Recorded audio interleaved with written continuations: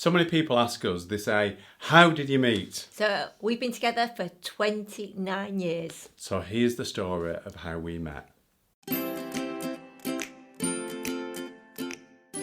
So 29 years ago, I was my first really serious job, and I'd got my first brand new company car. It was my pride and joy.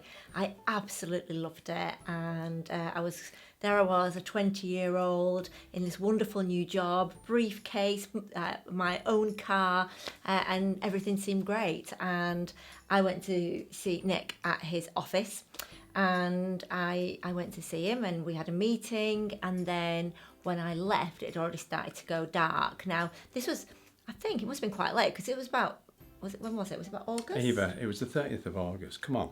Yeah, I don't. Yeah. What car did you have, by the way? It was a Fiesta XR2i that was white, actually. But yeah, I'm not great on dates, am I? No. But I was going to say, those cars are worth a lot of money now. Yeah, They've gone up in value, yeah. It was, I loved find. it. I even remember what CD I had playing, and that was Eurythmics that I used to sing along to whilst I was driving. So You left my office. Yeah, left Nick's office. I went back to the car, except there was no car there, and my car had been stolen. And literally, in that moment, it felt like my world had come crashing down. I'm a 20-year-old girl with this amazing new job with lots of responsibility, with this wonderfully gorgeous new car. There were my belongings in the car as well, and this just felt like the worst day of my life. And this was kind of pre-mobile phones, and I just thought, what am I going to do? So Do you think you were going to get sacked? I didn't think I was going to get sacked. However, I did think that they would feel that I was really incompetent, and that perhaps it was my fault.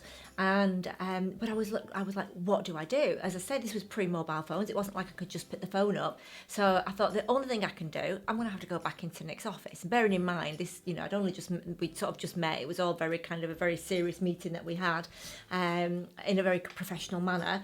And I had to go back into his office and ask if I could use the telephone, because my car had been stolen, and literally all I wanted to do was cry. But I was trying to be like this really big, brave grown-up. Anyway, what actually felt like probably one of the worst days of my life. No way on this earth would I have ever said, that that's something I would ever want to happen to me. But it turned out to be the best day of my life, because Nick actually came to my rescue, and he rang the police for me. You even made me a sweet tea. I did. You said, but you know what? My dad was one of the biggest gentlemen on the planet. Yeah.